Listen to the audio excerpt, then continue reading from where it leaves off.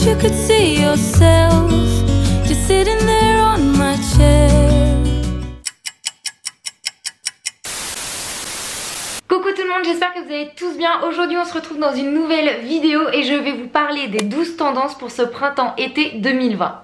Je vous retrouve dans ma chambre parce que tout simplement j'en avais un peu ras-le-bol de tourner mes vidéos dans le dressing, ça faisait trop surchargé, j'avais envie de quelque chose de beaucoup plus neutre.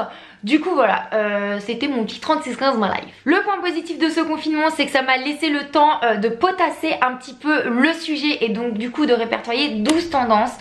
Alors attention, tendance ne veut pas dire que forcément c'est au goût de tout le monde, qu'il faut absolument acheter ça pour être in. Pas du tout, c'est vraiment une question que vous m'avez posée sur Instagram et du coup c'était l'occasion de vous faire le petit listing des petites choses qu'on risque de voir assez souvent. Bon alors comment ça va se passer, ça va être très simple, je vais vous donner ces tendances, vous aurez une petite image dans la vidéo pour vous montrer de quoi je vous parle et je vous partagerai un petit peu mon avis. Vous allez voir, il y a certaines tendances dont je vous ai déjà parlé l'année dernière qui reviennent encore pour cette saison. Après il y a des tendances un peu plus cheloues on va dire, mais ça comme je vous l'ai dit c'est qu'une histoire de goût. Allez c'est parti, je suis armée de ma petite liste sur le téléphone et déjà un style, plutôt un mood, un état d'esprit qu'on voit assez souvent, c'est le style gypset, c'est-à-dire que c'est un style aux touches bohémiennes avec les accumulations de bijoux, les longues robes fleuries, les gilets sans manches en jeans, les chapeaux, voilà. C'est plutôt un état d'esprit et c'est vrai que c'est un style qu'on a revu sur les défilés de cette année, donc voilà. Moi la tendance gypset, je trouve ça over canon. Après c'est vrai que c'est pas facile au quotidien de toujours s'habiller dans ce style parce qu'il faut vraiment avoir une garde-robe exclusivement bohème. Mais ça peut être intéressant de piquer des petites inspirations de ce style pour y mettre dans nos looks. Pour rester un peu dans le mood gypset, bohème, etc. Vous allez retrouver des pièces en crochet style macramé. Voilà, c'est hyper summer comme pièce. Vous portez un petit top en macramé avec un jeans taille haute, des petites sandales. Vous êtes au top. Alors c'est évident que ces pièces en crochet, c'est pas forcément les pièces les plus faciles à porter dans le quotidien. Par contre c'est clairement des pièces qui font penser aux vacances. Imaginez-vous avec votre petite robe en macramé à la plage. Oh, les vacances, on les attend. La troisième tendance c'est une couleur, c'est plutôt une tonalité de couleur je dirais. Ce sont tout ce qui est les tons de nude. Dedans il y a le blanc, le beige, le blanc cassé. Voilà, on avait déjà une présence assez forte de ce style de couleur pour cet automne-hiver. Et du coup je suis trop méga contente qu'on y retrouve pour le printemps parce que j'adore, en ce moment c'est un peu mon délire, j'adore m'habiller dans des tons plutôt clairs. Alors ouais, c'est hyper salissant, faut faire hyper gaffe. Du coup imaginez-vous avec la peau un petit peu allée, ce qui n'est absolument pas mon cas pour l'instant. Une petite chemise blanche associé avec un petit short taille haute en lin, une petite ceinture en corde, des petites chaussures. Franchement là j'imagine ce look et il me tarde de pouvoir m'habiller comme ça. On va rester dans les couleurs et d'ailleurs j'ai un indice sur moi, je sais pas si vous avez trouvé, c'est les couleurs pastel. Déjà l'année dernière cette tendance était présente à la même époque et du coup ça revient, donc si vous avez des pièces de couleur pastel franchement bah vous pouvez renouveler pour cette saison. On retrouve principalement beaucoup tout ce qui est costume, donc je pense notamment à toutes celles qui m'ont demandé des idées pour des tenues de mariage. Et ben pensez aux costumes pastel, c'est trop beau. On peut très bien trouver du lilas, mon pull comme ça, ces couleurs lilas, des tons de pêche, de rose, de vert amande, enfin voilà. Vous avez du choix, il y a beaucoup de choix dans ces coloris, mais il n'y a pas que les costumes bien sûr, vous pouvez très bien porter une robe, un top, enfin après c'est à vous de jauger selon vos goûts. Par exemple moi là je porte un pull de couleur lilas, c'est un Astigal, il est ajouré un petit peu de partout. Et ben voilà, pour moi ça me suffit comme dose de couleur pastel. C'est vrai qu'un full look au quotidien je ne le porterai pas. Par contre un full look pour un mariage carrément. On continue avec une autre tendance, c'est le total look denim, c'est-à-dire le jeans. Voilà, l'idée c'est de porter un full look en denim et c'est trop beau. Surtout vous avez différents tons de bleu pour les jeans, mais vous avez aussi des jeans qui sont de couleur blanc, beige, enfin voilà, vous pouvez vraiment marier les looks comme vous voulez.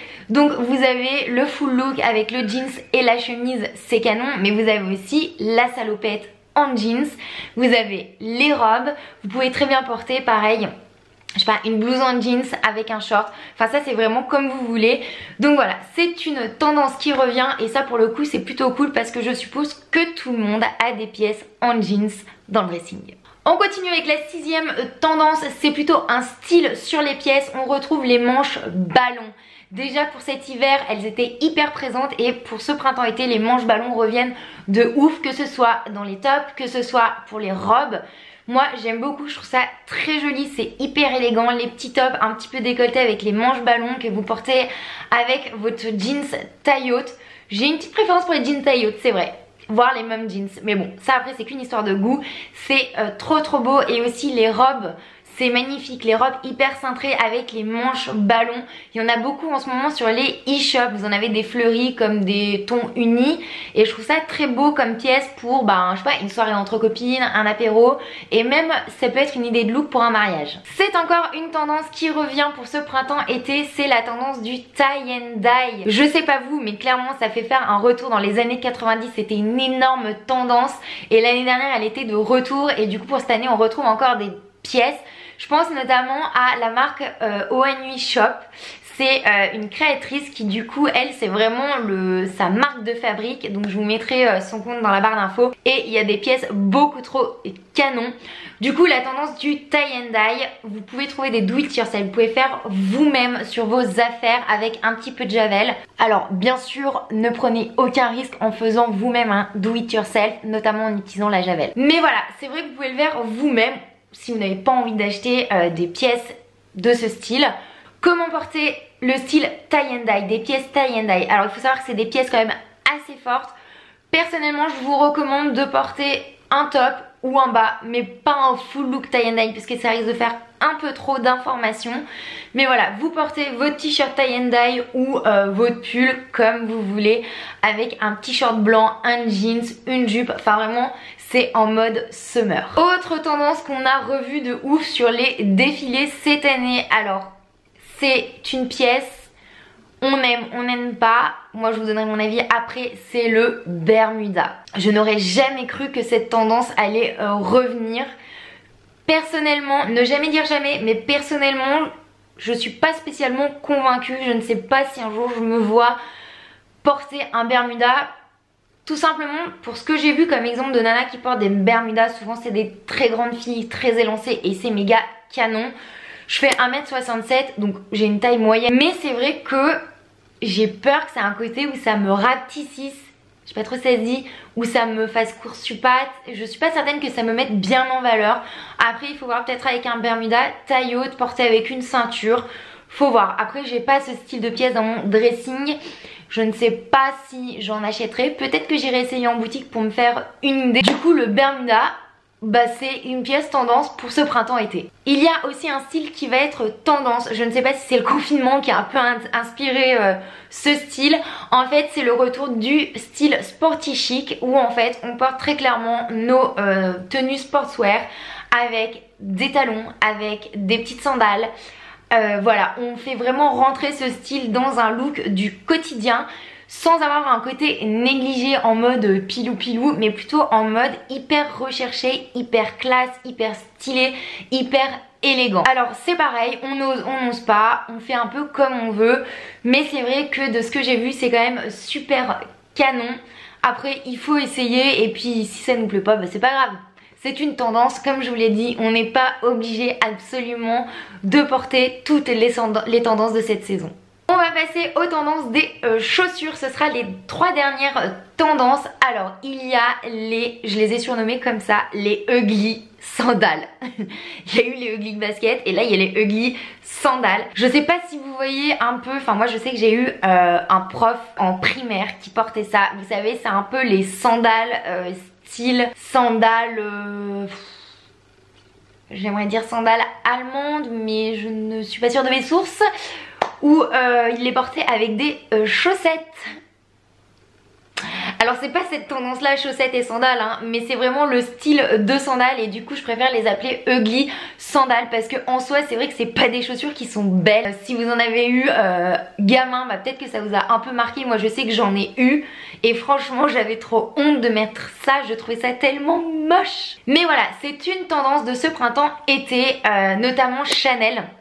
Alors je vous parle de Chanel parce que c'est vrai que Chanel a été les premiers avec Prada à sortir ce style de sandales. Alors c'est vrai que forcément il y a la marque, forcément on trouve ça un peu moins moche, mais après de manière générale, de là à porter ce style de sandales, comme je vous l'ai dit, ne jamais dire jamais, mais il faut essayer. De toute façon je pars du principe qu'il y a que les idiots qui ne changent jamais d'avis, donc écoutez, peut-être que maintenant je ne suis pas convaincue, mais peut-être que finalement vous allez me voir avec au pied. Alors cette tendance c'est la numéro 11, c'est l'avant-dernière et franchement je suis beaucoup trop fan.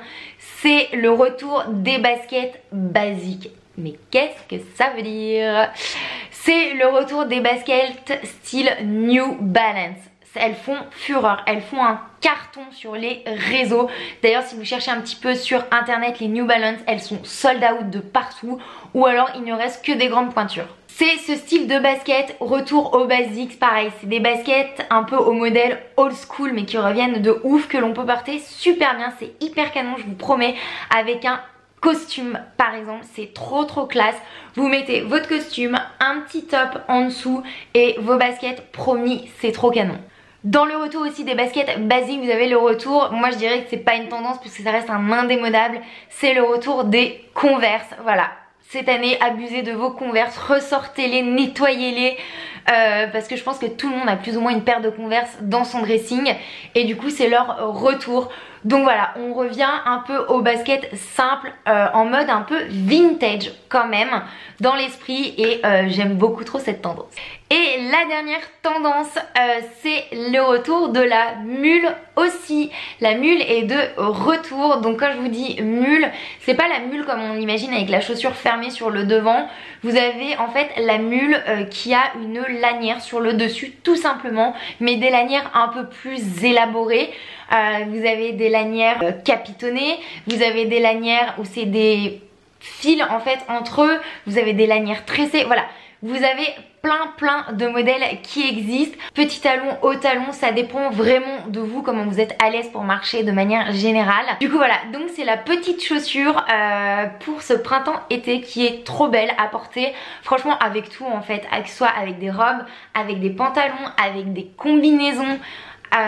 Voilà, je trouve que ça va super bien avec un peu tout le dressing. Et voilà, on vient de faire le tour des 12 tendances pour ce printemps-été 2020. N'hésitez pas à me dire en commentaire laquelle vous préférez. Alors moi, si je devais choisir, allez on va dire 3 tendances, mes 3 tendances favorites pour ce printemps-été, je choisirais la tendance des baskets, donc le retour des New Balance, des baskets basiques, de la tendance des couleurs nude, tout ce qui est blanc, beige, blanc cassé, sur une peau bronzée. Oh là là, c'est trop beau ces looks. Bon, c'est pas pour tout de suite hein, parce que là pour l'instant...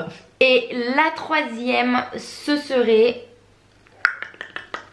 je dirais la tendance des manches ballons. Je trouve ça trop beau, je trouve ça élégant, féminin. Que ce soit dans les hauts avec des jeans ou des robes, je trouve ça trop beau. Et voilà, c'est la fin de cette vidéo, j'espère qu'elle vous a plu.